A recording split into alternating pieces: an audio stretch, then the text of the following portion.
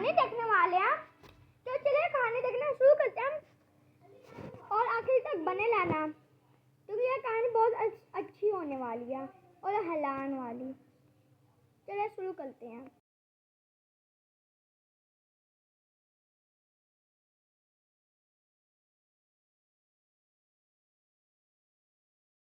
एक रात एक स्टुअर्ट का बंदा अपने घर में सो रहा था कि तभी उसके हाथ में किसी चीज ने काटा और जैसे ही उसने चेक किया तो उसे पता चला कि वहाँ पर एक रेड स्पॉट बन गया है। यकीनन किसी कीड़े मकोड़े या किसी मच्छर का ये काम था और बहुत ज्यादा खुजली हो रहा था। लेकिन जब उसने इधर उधर देखा तो वहाँ पर कोई भी कीड़ा नहीं था। उसे लगा कि शायद ये कोई मच्छर होगा जिसने उसे काट कर वहीं पर भाग गया। बिस्तर पर जाते वक्त भी वो बहुत ज्यादा केयरफुल था। वो इधर उधर देख रहा था कि कहीं कोई मच्छर तो नहीं, क्योंकि उसके हाथ में जिसने काटा था वो पता नहीं क्या था, लेकिन उसके हाथ में बहुत खुजली हो रहा था और तेज दर्द भी हो रहा था। हालांकि उसने ये सब कुछ इग्नोर किया और सोने चला गया। एक दो दिन उसके हाथ में बेहद तकलीफ हुई, लेकिन उसके कुछ ही दिनों बाद सब नॉर्मल हो गया। वो अब आराम से उठने लगा, सोने लगा, सब काम करने लगा। तो ऐसे ही एक दिन वो उठा और वो सीधे अपने कॉफी मशीन की ओर बढ़ा कॉफी बनाने के लिए, क्योंकि कोडिंग से पहले उसके कॉफी चाहिए ताकि वो फ्रेश फील कर पाए। अब सीधे हम उसे उसके किचन में देख पाते हैं, जहाँ पर वो कॉफी बनाने के लिए काफी तकलीफ झेल रहा है। उससे कॉफी नहीं बन रही और जब बन गई तो वो कप को उठा ही नहीं पा रहा है। उल्टा वो कप उसके हाथ से गिरकर नीचे टूट जाता है और यहाँ पर हम देख सकते हैं कि उसके हाथ में कुछ तो गड़बड़ है, लेकिन जो हमें दिख रहा है वो शायद उसे नहीं दिख रहा है, क्योंकि वो तो काफी नॉर्मल है, अजीब लाइक उसे कुछ हुआ ही नहीं है। कुछ दिनों बाद एक रात जब वो टीवी देख रहा होता है तो उसे बहुत खांसी आने लगती है और यहाँ पर हम व्यूअर्स देख पाते हैं कि उसका एक हाथ पूरी तरह से बर्बाद हो चुका है। ऐसा लग रहा था कि वो किसी कीड़े का हाथ है और उसकी खांसी रुक ही नहीं रही है। उसे ऐसा मालूम पड़ता है कि जैसे उसे तेज बुखार या अंदर में कुछ प्रॉब्लम हो रहा है। लेकिन यहाँ पर वो सोच में पड़ जाता है कि वो तो इतने दिन से घर में ही है, तो उसे कोल्ड फ्लू कैसे लग सकता है। हालांकि वो ज्यादा नहीं सोचता है और वो बाजार निकलने के लिए तैयार होने लगता है। बाहर का मौसम काफी बढ़िया था और वहाँ पर उसे चलने में बहुत मजा आ रहा था, क्योंकि ज्यादातर टाइम ये बंदा अपने घर में ही रहता था। तो ऐसे में बाहर निकलकर घूमना इसे बहुत मजा आने लगा था। तो जैसे ही वो पहुँच जाता है उसके लोकेशन पर, वहाँ पर वो दवाई लेने लगता है, लेकिन क्योंकि वो इंसेक्ट हैंड से दवाई लेता है तो वो दवाई नीचे गिर जाता है। जिसके बाद वो दूसरे हाथ से वो दवाई उठाता है और जब वो काउंटर पर जाता है तो वो कुछ और चॉकलेट्स भी साथ में ले लेता है। जब काउंटर पर खड़ी कैशियर यानी वो लड़की उसे सामान दे रही थी पैक करके, तब वो बंदा उल्टा उसी पर खांस देता है, जिससे हम व्यूअर्स को थोड़ा तो आइडिया हो जाता है कि अब ये बीमारी उस लड़की को भी लग चुकी है। और इसी के साथ दोबारा वो अपने घर की ओर निकल लेता है।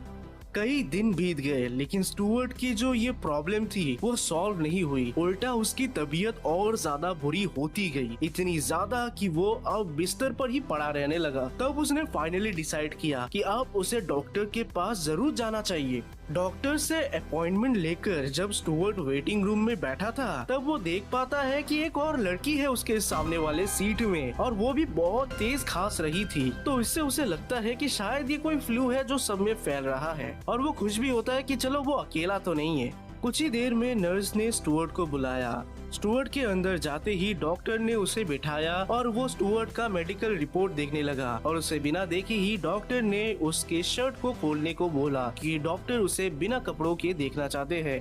आई मीन ये प्रोसीजर है उनका, देखना होगा ना। जैसे ही स्टुअर्ट अपना शर्ट खोलता है और डॉक्टर उसे देखता है तो वो एकदम शॉक हो जाता है कि ये भला क्या है। डॉक्टर चिल्लाने लगता है पागलों की तरह, क्योंकि डॉक्टर ने आज से पहले ऐसा कभी कुछ नहीं देखा था। इनफैक्ट हमने भी नहीं देखा। स्टुअर्ट एक लौता ऐसा इंसान नहीं था जिसके साथ ये हो रहा था। ऐसे भटेरे लोग थे जो टाउन और दूसरे देशों में भी पाए गए और तुरंत एससीपी फाउंडेशन ने अपना काम किया। तुरंत ऐसे लोगों को कंटेन किया गया और फिर बाकी क्या पता चला वो मैं अभी आपको बताने वाला हूँ। तो ये जो क्रिएचर है जिसका सामना एससीपी फाउंडेशन ने किया, ये एक जिद्दी पैरासाइट है। यानी ये बहुत छोटे होते हैं आकार में, इतने छोटे कि आपको दिखाई भी नहीं पड़ेंगे। और ये क्या करते हैं, ये जब भी किसी इंसान के कांटेक्ट में आते हैं ये तुरंत उसके स्किन के अंदर घुस जाते हैं, जैसे कि स्टुअर्ट के केस में हुआ। फिर ये 7 दिन के अंदर बॉडी के वो हर एक हिस्से में जाते हैं और जहाँ जहाँ से ये गुजरते हैं वहाँ पर कुछ चेंजेस देखने को मिलते हैं। एक छोटा अखाड़ा लेकिन बड़ा कहर। समय खत्म हो रहा है और राक्षस आ रहे हैं। तो अब पता चला क्या चीज ने काटा था गाइस। कोई बनी मसूरी हटाते हैं। दिखते हैं। तो ये पूरा प्रोसेस अभी मैं आपको बताने वाला हूँ। जैसे ही ये पैरासाइट किसी के अंदर घुसता है तो उसके मीट को वो खाने लगता है, जिसके बाद वो कुछ एक अलग ही टाइप का सब्सटेंस रिलीज करता है जो कि मीट को रिप्लेस करता है। जैसे स्टुअर्ट के केस में आपने देखा कि उसने स्टुअर्ट का पूरा हाथ खा लिया था, लेकिन उसको उसने रिप्लेस कर दिया एक दूसरा हाथ, एक इंसेक्ट वाला हाथ से जो कि वो प्रोड्यूस कर रहा था। तो वो क्या करता है ना, वो खा जाता है आपके बॉडी को और उसको रिप्लेस कर देता है एक अलग बॉडी से जो कि इंसानी बॉडी जैसा नहीं होता है बल्कि इंसेक्ट वाली बॉडी जैसा होता है। नॉर्मल भाषा में बोले तो पैरासाइट, उसी की बॉडी की तरह एक जायंट अवतार। तो ये एक पैरासाइट जब बॉडी के अंदर घुसता है तो वो बॉडी के हर एरिया में including lungs, liver, kidney, hands, हर जगह वो प्रोड्यूस करने लगता है एग्स, जिसके चलते बॉडी के अंदर ही ढेर सारे पैरासाइट्स हो जाते हैं। मतलब पूरा बॉडी कीड़ों से भर जाता है। इनफैक्ट जब वो फीड करने लगता है तो वो ब्लड को दूसरे एक टाइप के ब्लड से रिप्लेस भी कर देता है। तो इन्हीं सब साइकोलॉजिकल और बॉडी के अंदर के जो चेंजेस होते हैं, इन्हीं के कारण स्टुअर्ट कभी समझ ही नहीं पाया कि उसका बॉडी का जो हाथ है दूसरा वाला, नया वाला, वो एक्चुअल में उसका हाथ है ही नहीं, क्योंकि उसके बॉडी से ऐसा खेला जा चुका था कि अब उसे सब कुछ नॉर्मल लग रहा था।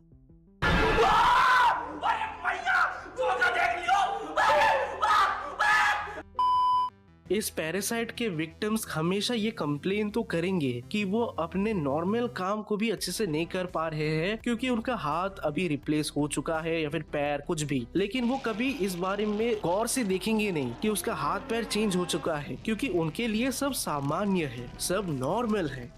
अपने करीब 2 या 3 हफ्ते की जर्नी में ये एक पैरासाइट करीब 10,000 अंडे देगा और उन सब में से 1% अंडा स्टुअर्ट के खांसने पर निकल जाएगा, जो कि किसी भी विक्टिम पर होता है। जब वो खांसते हैं तो वो 1% जो अंडा होता है वो निकल जाता है और वो फैल जाता है दूसरे शरीर पर, जैसे कि कोई इंसान, कोई एनिमल या कुछ भी। और बाकी के जो अंडे होते हैं वो बॉडी के अंदर ही रहते हैं और बॉडी को अंदर से पूरा खत्म कर देते हैं। जब रिसर्च के दौरान स्टुअर्ट को बताया गया कि उसके एक हाथ में बहुत बड़ा चेंज हुआ है, तो पता है उसने क्या रिएक्ट किया? उसने ये कहा कि उसके पता है कि कुछ तो चेंज हुआ है, लेकिन उसको इससे फर्क नहीं पड़ता। He is happy with the other hand। इससे रिसर्चर्स को ये पता चला कि ये पैरासाइट आपके दिमाग पर खेल जाता है या आपकी सोच, आपके पूरे एग्जिस्टेंस को ही बदल कर रख देता है और आप इसके इशारों पर चलने लगते हो और आपको पता भी नहीं होता। तो ये बहुत ही ज्यादा डेंजरस है। रिसर्च करने के लिए 2 डी क्लास को पैरासाइट से इन्फेक्ट कर दिया गया और फिर उन पर ऑपरेशन शुरू हुआ। रिसर्चर्स का ये मानना था कि शायद वो सर्जरी करके डी क्लास को बचा लेंगे पैरासाइट से, पर जब उन्होंने सर्जरी शुरू किया और एक डी क्लास का हेड खोला तो उन्हें पता चला कि उस डी क्लास का कोई ब्रेन था ही नहीं। इनफैक्ट उसका ब्रेन वाला जगह पे ढेर सारे कीड़े थे और उसको बेहोश करने के लिए 2-4 इंजेक्शंस भी लगाए गए थे, लेकिन वो बेहोश नहीं हुई। उल्टा वो सबको देख रही थी और एकदम नॉर्मल बिहेव कर रही थी। इनफैक्ट डॉक्टर्स ने उससे बात भी की और वो नॉर्मली बात भी कर पा रही थी। जैसे जैसे सर के अंदर के पैरासाइट्स को निकालने की प्रक्रिया शुरू हुई, वो लड़की धीरे धीरे कम बात करने लगी, जिससे हमें ये पता चलता है वो पैरासाइट्स ही उस लड़की को कंट्रोल कर रहे थे और अगर उन पैरासाइट्स को बॉडी से निकाल दिया गया तो ये बस एक जिंदा लाश बनकर रह जाएगी। दूसरे वाले डी क्लास जो कि एक काला आदमी था, उसके साथ उन्होंने पता है क्या किया? उसका भी ब्रेन खोला और उसके ब्रेन के अंदर से सारे इंसेक्ट, सारे पैरासाइट्स को निकाल दिया गया और उन्हीं पैरासाइट्स को उस लड़की के अंदर भर दिया गया, जिसके बाद तुरंत वो लड़की होश में आ जाती है और जब उससे उसका नाम पूछा गया तो वो अपना नाम माइकल बताती है। लेकिन ऐसा कैसे हो सकता है? माइकल तो वो काला वाला बंदा था। यानी कि ये पैरासाइट्स ये आपके बॉडी को अंदर से खा जाते हैं, जिसके बाद आपकी यादें, आपका सब कुछ, आपका पूरा एग्जिस्टेंस इन पैरासाइट्स के अंदर होता है और अगर इनको बॉडी से निकाल दिया गया तो आप मर जाओगे। तो अभी SCP-150 को बहुत ज्यादा हाई क्लास सिक्योरिटी के साथ रखा जाता है ताकि उनका एक भी अंडा लीक ना हो और उन्हें कीटर क्लास ऑब्जेक्ट की लिस्ट में डाल दिया गया है। और रही बात स्टुअर्ट और बाकी सारे विक्टिम्स की, तो उन्हें भी कंटेन करके रखा गया है ताकि उन पर रेगुलर रिसर्च हो सके और अंडरस्टैंड किया जा सके कि ये चीज है क्या। तो आज की वीडियो आपको कैसी लगी? आई होप आपको बहुत बढ़िया लगी। तो 5000 लाइक्स जरूर कर दीजिएगा। Thank you. Oh no! ये कहानी तो बड़ी अच्छी थी। इनकी एडिंग लगा लूँ मैं तो, इतनी पीटा।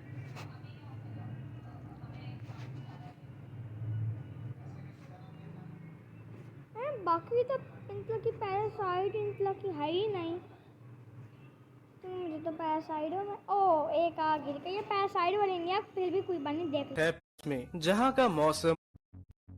आज की कहानी स्थित है पेरिस में, जहाँ का मौसम और जिंदगी इतना ज्यादा बेशुमार और खूबसूरत है कि ऐसा मानो लोग परियों के शहर में हो।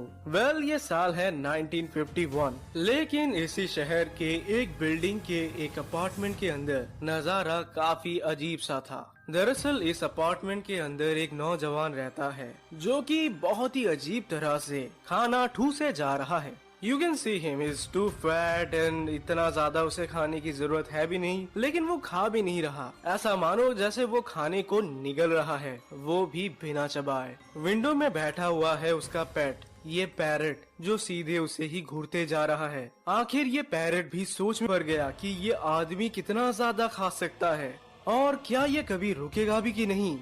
Very tasty. खाना ठूसते ठूसते उसके गाल फूल जाते हैं, लेकिन फिर भी वो नहीं रुकता।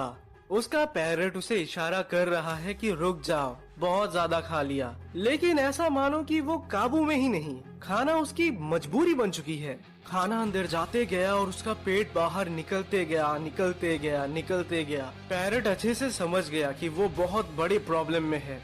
इससे पहले कि ये आदमी एक और चिकन लेग पीस दबा पाता, उसके पेट में एक बहुत जोर की आवाज होती है। ये मोटा अपने पेट को देखता है और फिर अपने पैरट को देखता है और यकीनन वो भी समझ जाता है कि वो अब खतरे के अंदर चला गया। लग ही रहा था कि अब उसका पेट फटेगा, अब उसका पेट फटेगा, एंड देयर यू गो, उसका पेट फटने वाला है। लेकिन तभी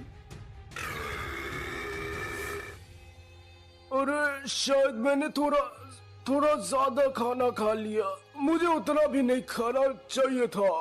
अबे रुक जा मोटे, रुक जा, तुम मरेगा, तुम मरेगा।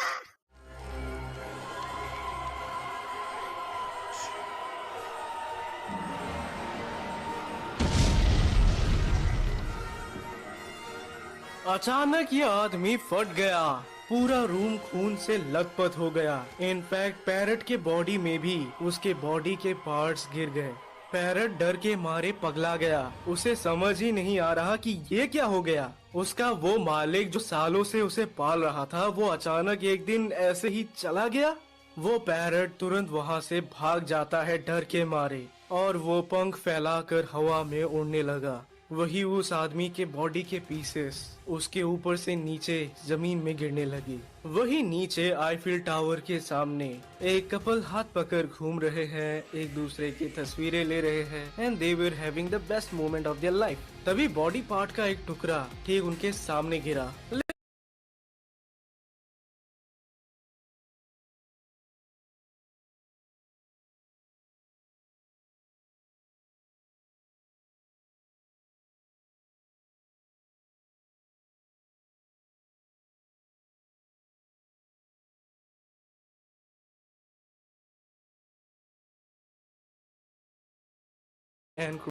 वही आसमान में वो पैरट खून के वेट को उठा नहीं पा रहा, इसीलिए मजबूरन वो अपना एक पंख फाड़ता है और नीचे फेंक देता है। यही पंख जब आसमान से नीचे गिर रहा था, तब इससे निकलते हैं खून के 2 बूंद जो सीधे कॉफी और क्रूसोन में जा गिरे। But the couple didn't notice और वो ये खा लेते हैं आराम से।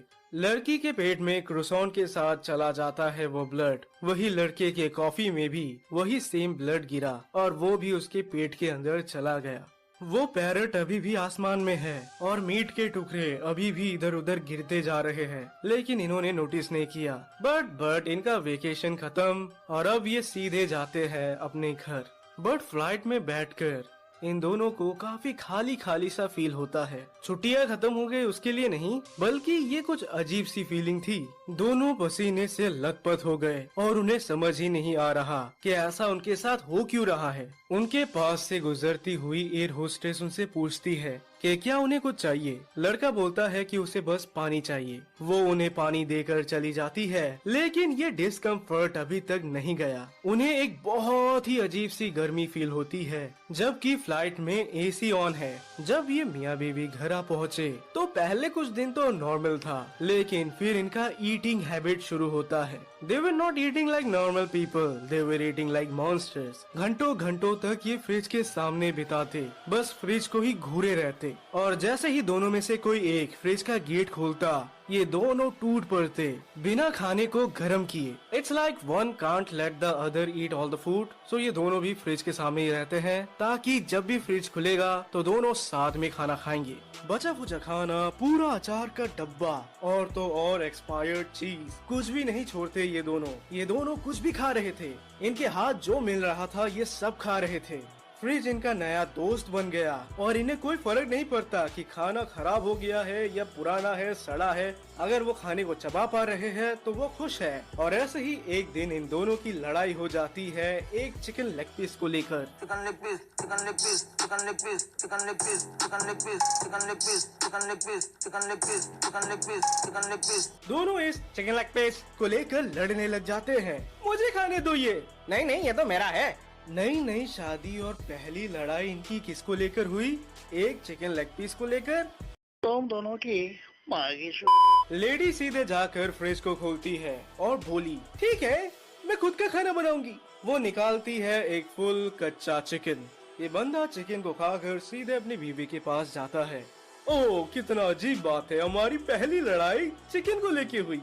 पागल हो गया तुम? तुम्हें दिखता नहीं कि मैं भूख से मरी जा रही हूँ? क्या हो गया तुम्हें? This is a clicker game where the more times you click on this thing, the scarier the game becomes. Let's see what this game is actually about. Alright, we just click on him and then we get some. क्यों? क्या हो गया तुम्हें? तुमने chicken leg piece खा लिया बिना मेरी कदर किए, बिना मुझे दिए। लड़की खाने को ऐसे प्रिपेयर करती है जैसे मानो वो भूख से मर रही है। इनफैक्ट उसका हस्बैंड भी उसे देखकर चौंक जाता है कि ये हो क्या रहा है, ये दोनों इतने पागल जैसे खा क्यों रहे हैं। एक हफ्ते बाद लड़की की बहन उसके घर आती है। आफ्टर ऑल ये दोनों फ्रांस से वेकेशन मना के आए हैं, मतलब डेफिनेटली इन्होंने काफी ज्यादा फन किया होगा, काफी सारे फोटोज देखने को मिलेंगे और बहुत सारी गपशप होगी। लेकिन उनके घर का दरवाजा खोलते ही बहन को एक बहुत बड़ा झटका लगता है, क्योंकि एक महीने पहले जब वो इनसे मिली थी तब ये फिट एंड फाइन थे और अब ये बहुत मोटे हो गए। एंड यारो, जो मेरे ओल्ड सब्सक्राइबर्स हैं वो ये बहुत अच्छे से जानते हैं कि मैं पहले बहुत पतला हुआ करता था, बीच में मैं बहुत मोटा हो गया, अराउंड 95 kg। जिसके बाद मैंने खुद को सुधारा, खुद को ठीक किया, थोड़ा टाइम लग गया, लेकिन अब I am again fit and fine. वो अपनी बहन को देख पाती है जो एक चेयर में बैठकर पूरा एक पीनट बटर का जार चम्मच बाय चम्मच खा रही है। वही उसका हस्बैंड भी किचन में घूमकर कुछ न कुछ चटपटा चबा रहा है। इतना भयानक हालत देखकर वो चौंक गई। Oh my God! फिर भी वो ट्राई करती है उनसे बात करने का, लेकिन वो दोनों उस पर ज्यादा ध्यान नहीं देते, बस बोलते हैं हाँ ठीक है, बढ़िया है, एंड दे इग्नोर। लड़की फिर दरवाजे के थोड़े साइड हटकर उनसे बात करती है कि आप लोग पेरिस गए थे ना, कैसा रहा वहाँ का सफर? हाँ अच्छा था, बहुत मजा आया, लेकिन मैं बाद में बताऊंगी। ढक्कन को तक वो चाट रही होती है, ऐसा मानो जैसे फूड ने इन्हें पोजेस कर लिया। वो अपने जीजा को देखती है जो अभी भी खा ही रहा है। वही फिर जब वो अपनी दीदी की तरफ मुड़ी तब उसने पीनट बटर का पूरा जार खत्म कर लिया। क्या प्रेग्नेंट हो? क्या बोली तू? प्रेग्नेंट?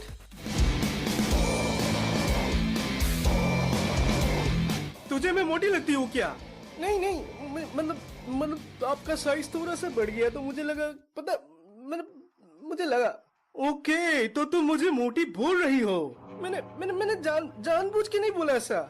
लड़की धीरे धीरे दरवाजे की तरफ बढ़ती है क्योंकि वो अपने ही दीदी और जीजा से डर रही होती है। वही उसकी दीदी गुस्से में किचन के सामानों को लात मारती है। वो कंप्लेन करती है कि घर में कभी भी खाना होता ही नहीं। घर के बगल में एक बूढ़ी नेबर रहती है जो एक हफ्ते से उनको ऑब्जर्व कर रही है और वो भी उनको लेकर बहुत ज्यादा टेंस्ड है कि ये इतना ज्यादा खाना क्यों खा रहे हैं। ओ भगवान, ये क्या हो रहा है?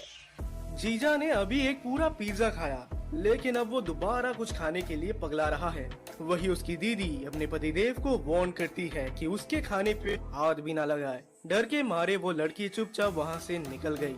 बट दे डिडंट केयर, उन्होंने बाय भी नहीं बोला क्योंकि उन्हें तो बस खाना चाहिए। उसी रात ये लोग ऑर्डर करके फ्रिज को भर देते हैं खाने से और करीब रात के 3 बज गए, लेकिन ये लोग सोते नहीं। ये लोग खाना ठूसते जा रहे हैं। I'll be honest, I used to eat Maggie exactly like this lady, and it went on same every single night. तो guys, ज्यादा कैलोरीज नको खाओ, मोटे हो जाओगे।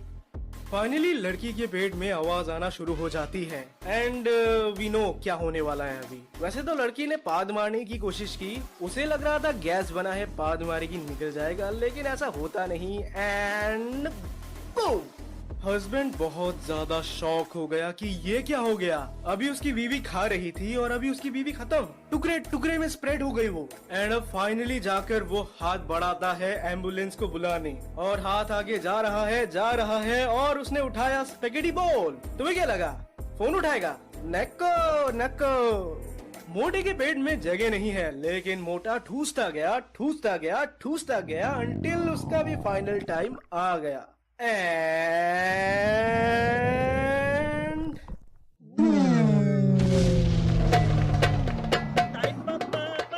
किचन की तो पूरी माँ। अरे भाई बच्चे देखते हैं आपका चैनल। बच्चे प्लीज नको गाली। ओके, तो गेस करो ये सब होते किसने देखा? ऑब्वियसली वो बुढ़िया। I swear on my mother, बुढ़िया की तो गांड फट गई। बुढ़िया ने उन्हें 1 हफ्ते तक ऐसे ही लगातार देखा। उन्हें लगा कि शायद इन्हें कोई ईटिंग डिसऑर्डर है, बट अपेरेंटली ये तो बुम हो गए। कुछ सेकंड्स तक तो बुढ़िया समझ ही नहीं पाती कि ये हुआ क्या। ऐसा तो नहीं कि वो हेलुसिनेट कर रही है, आफ्टर ऑल उनकी उम्र भी तो हो गई।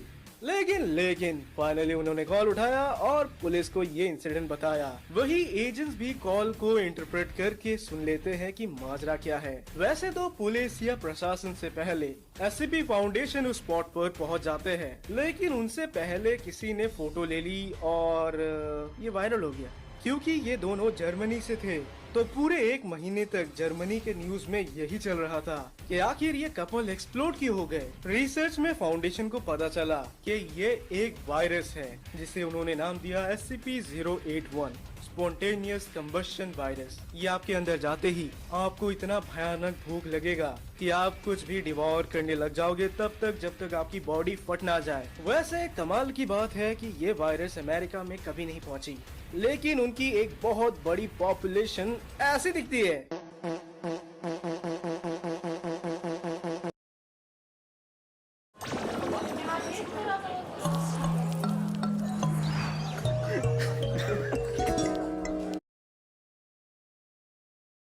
एक वेस्प एक कॉकरोच को डंक मारता है, जिसके चलते धीरे धीरे ये कॉकरोच ज़ॉम्बी बन जाता है। फिर उसके बॉडी में प्रोड्यूस होता है बहुत सारे अंडे। यही अंडों को एक स्नेल खा जाता है। स्नेल पर होता है अंडों का अजीब सा रिएक्शन, जिसके चलते वो नशे में रहता है और वो यूं ही आगे बढ़ते रहता है। एक बर्ड उड़कर स्नेल को ले जाता है। स्नेल के बॉडी से फंगस सीधे गिरता है एक चींटी पर। यही चींटी थोड़ा आगे जाकर मर जाता है और उसके बॉडी से निकलता है फंगस। तेज हवा के चलते फंगस हवा में मिल जाता है। यही फंगस सीधे पानी के अंदर भी जाता है, जिसे खा लेता है एक मछली। कुछ ही दिनों बाद मछली के मुंह में हो जाता है घाव और हम देख सकते हैं कि उसके मुंह के अंदर एक वर्म है। वही जमीन पर इंसान भी सेफ नहीं है। बस एक छोटा सा मक्खी फेस को टच करने पर वो फेस पे छोड़ जाता है फंगस, जिसके चलते स्किन के अंदर कीड़े पड़ जाते हैं। वही आजकल तो पानी भी प्रदूषित है, जिसे पीने पर वर्म्स बॉडी के किसी भी साइड से बाहर आ सकते हैं। अभी मैंने आपको जो प्रोसेस बताया ये है नेचर का नॉर्मल प्रोसेस और इसी से मिलता जुलता है आज का SCP-1104।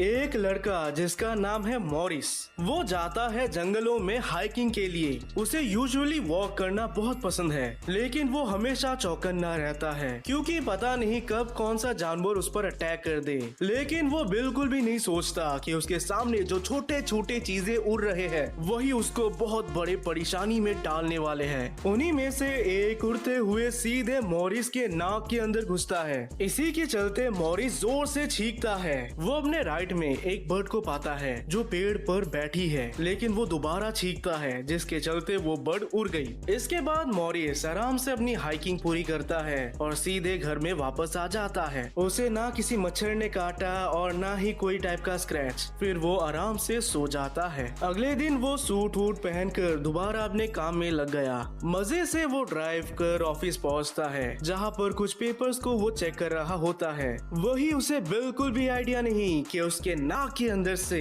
एक केकड़े का हाथ निकल रहा है। 6 महीने बीत गए और इस रात को भी मॉरिस बाकी रातों की तरह आराम से सो रहा था कि तभी वो उठ जाता है, क्योंकि उसके सर में बहुत ही तेज दर्द हो रहा था। इस दर्द के चलते उसे सब कुछ धुंधला धुंधला दिखाई देने लगा। मॉरिस सोचता है कि शायद ये माइग्रेन हो सकता है और फिर वो दोबारा सो जाता है। अगले दिन सुबह 9 बजे स्टॉक मार्केट के प्राइसेस को चेक करते समय मॉरिस को दोबारा हेडेक होता है। इस बार ये काफी ज्यादा स्ट्रॉन्ग था, इसीलिए उस दिन वो छुट्टी लेकर सीधे जाता है डॉक्टर के पास। डॉक्टर बताती है कि ये कॉमन है, कुछ दिन दवाई लेने से ये चला जाएगा। फिर वो उसे माइग्रेन की दवाई प्रेस्क्राइब करती है। उसी रात को मॉरिस दोबारा दर्द से चीख पड़ा। तुरंत वो दवाई लेता है, जिसके चलते उसे रिलीफ मिलता है। कुछ महीनों तक ऐसा ही चला, लेकिन एक सुबह जब वो कॉफी पीकर ऑफिस की तरफ बढ़ रहा था, तभी अचानक से सब कुछ ब्लैक हो गया। ऐसा मानो जैसे कि उसकी आंखें गायब हो चुकी है। मॉरिस एक हाथ से चेक करता है और वाकई में उसके दोनों आंखें मिसिंग है। डर के मारे उसके हाथ कांपने लगे।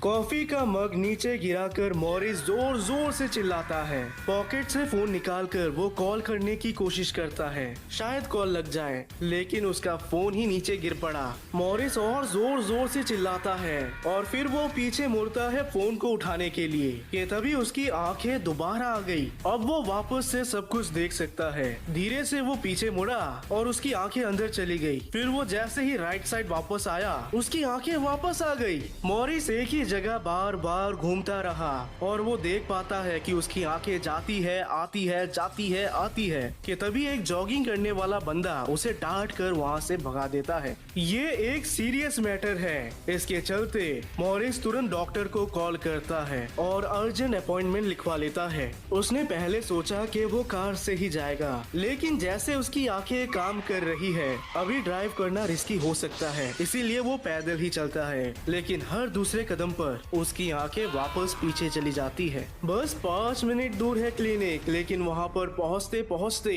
मॉरिस को 1 घंटा लग गया। मॉरिस ने डॉक्टर को सब कुछ बताया, जिसके चलते वो भी डर गई। फिर वो करती है मॉरिस पर इमीडिएट एक्सरे। मॉरिस की फट रही थी कि कहीं उसे कोई बहुत ही गंदा बीमारी तो नहीं लग गया। वही डॉक्टर भी बाकी नर्सेस के साथ इसी को लेकर डिस्कस कर रही थी। जिस वे से वो बात कर रही है, मॉरिस पक्का श्योर है कि कुछ तो गड़बड़ जरूर है। कुछ देर बाद डॉक्टर रूम में आती है। उनके हाथ में होता है एक्सरे रिपोर्ट। वहीं पर उनके चेहरे पे पसीना बह रहा है। मॉरिस डॉक्टर से रिपोर्ट के बारे में पूछता है और फिर वो एक्सरे रिपोर्ट निकाल कर मॉरिस को दे देती है। मॉरिस देख पाता है कि उसके सर पर कुछ तो अजीब सा है। डॉक्टर मॉरिस को बताती है कि ये जो भी चीज है ये नाक से शुरू होता है और सीधे उसके ब्रेन में जाता है। डॉक्टर उसे बताती है कि उन्होंने आज तक ऐसा कभी नहीं देखा। पहले उन्हें लगा कि शायद मॉरिस को माइग्रेन हुआ है, लेकिन अब वो देख सकती है कि उसके ब्रेन के अंदर कुछ अजीब सा चीज है और ये जो भी है ये जिंदा है। मॉरिस बहुत ही ज्यादा फ्रस्ट्रेटेड था, क्योंकि वो एक बहुत ही अजीब से सिचुएशन में था। वही डॉक्टर बोलती है कि वो सर्जरी से इसे रिमूव करने की कोशिश करेगी। डॉक्टर मॉरिस पर नेसल एंडोस्कोपी करना चाहते हैं, इसीलिए वो उसके नाक के अंदर एक इक्विपमेंट डालते हैं ताकि वो इस चीज को अच्छे से देख पाए। अचानक वो स्क्रीन को देख डर पड़ी और वो बताती है कि उसके नाक में जो है ये एक तरीके का स्पाइडर है। मॉरिस डर के मारे कुछ बोलने ही वाला था कि तभी उसकी आंखें वापस चली जाती है। This is how I mastered Capybara Clicker speed clicking. बोलने ही वाला था कि तभी उसकी आंखें वापस चली जाती है और वो चिल्ला चिल्ला कर डॉक्टर से हेल्प मांगता है। डॉक्टर तुरंत अपने सामने के एक इक्विपमेंट को उठाती है और तुरंत उसे उसके नाक में डालती है। वो कोशिश करती है क्रिएचर को निकालने का, लेकिन इसके चलते मॉरिस को होता है दर्द, जिसके चलते वो चिल्लाकर बेहोश हो जाता है। एक सेकंड के लिए डॉक्टर को लगा कि शायद ये मर चुका है, लेकिन चेक करने पर उसे पता चला कि वो बेहोश है। कि तभी वो नोटिस करती है कि मॉरिस का एक आंख हिल रहा है। वो इस पर ध्यान देती है और वो देख सकती है कि उसके आंखों से कुछ निकल रहा है। दरअसल ये एक केकड़े का हाथ है। डॉक्टर डर के मारे वही खड़ी रही और वो इसे देख रही थी। धीरे धीरे वो स्पाइडर बाहर निकलता है और जैसे ही वो बाहर आ जाता है तुरंत वो क्राउल कर मॉरिस के बॉडी से नीचे आ जाता है। अब फर्श पर वो भागने की कोशिश करता है। डॉक्टर तुरंत उसे पकड़ने की कोशिश करते हैं क्योंकि वो इस पर रिसर्च करना चाहती है, लेकिन वो इसे पकड़ नहीं पाती और इसीलिए डर के मारे वो अपने पैर से इसे कुचल देती है। इस चीज को क्रश करने पर वो देख पाती है कि ये बिल्कुल नॉर्मल केकड़े की तरह ही लग रहा है। डॉक्टर को आता है गुस्सा क्योंकि वो इस पर करना चाहती थी रिसर्च। अब वो बढ़ती है अपने पेशेंट पर, जो अचानक से उठकर जोर जोर से चिल्लाता है क्योंकि अभी भी उसके सर पर तेज दर्द है। लेकिन जैसे ही उसे पता चला कि डॉक्टर ने क्रिएचर को मार दिया, वो बहुत ही रिलीफ पाता है। मॉरिस तुरंत बेड से उतरकर क्लिनिक से निकलने के लिए रेडी होता है। डॉक्टर उसे रोकने की कोशिश करती है, लेकिन वो रुकता नहीं। कई दिनों तक मॉरिस बहुत ही थका हुआ फील करता है, लेकिन धीरे धीरे वो ठीक हो जाता है। वही उसी सेम डॉक्टर के पास कई सारे और पेशेंट्स भी आते हैं विद द सेम इशू। उनके भी स्कल के अंदर है SCP-1104। डॉक्टर उन सभी को ठीक करती है और तो और कई सारे केकड़ों को वो एक जार में बंद कर रखती है, जिसे वो एक दोस्त को दिखाती है। उसका दोस्त ये देखकर बोलता है कि वो एक परफेक्ट आदमी को जानता है जो इन पर रिसर्च करता है। अगले दिन डॉक्टर देख पाती है कि उनके क्लिनिक में 2 आदमी हैं। ये दोनों आदमी बोलते हैं कि इन्हें वो केकड़े देखने हैं। अगली सुबह वो डॉक्टर खुद को अपने घर में पाती है और उसे वो क्रैब के बारे में बिल्कुल कुछ भी याद नहीं, ना ही मॉरिस के बारे में। दरअसल जिसकी खोज उस डॉक्टर ने की वो अब है SCP फाउंडेशन के हाथ में। SCP-1104 इसे बुलाया जाता है नोज क्रैब। ये अर्ली स्टेजेस में बहुत छोटे होते हैं और ये हवा में फैलते जाते हैं, लेकिन जैसे ही ये किसी के नाक के अंदर घुस जाते हैं फिर धीरे धीरे ये होते हैं बड़े। अगर कोई आदमी जिसके अंदर ये SCP है वो किसी गुफा या नाले के सामने जाता है, तब जाकर ये SCP अपने आप उससे निकलने की कोशिश करता है। इस प्रोसेस के दौरान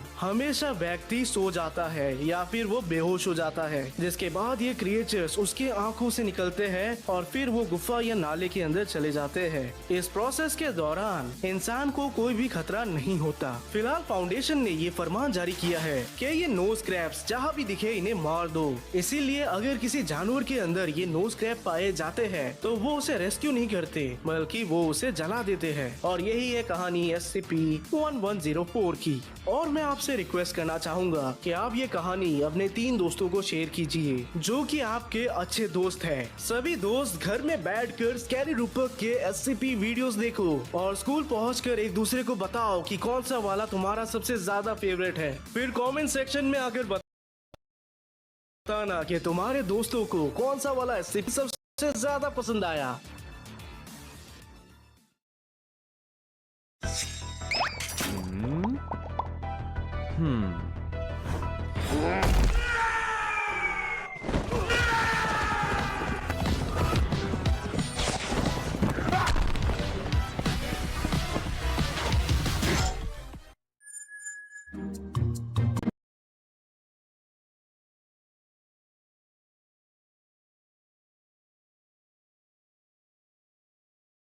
अभी रात में एक औरत आराम से सो रही है, लेकिन उसे जरा भी नहीं पता कि उसी के मुंह से निकल रहा है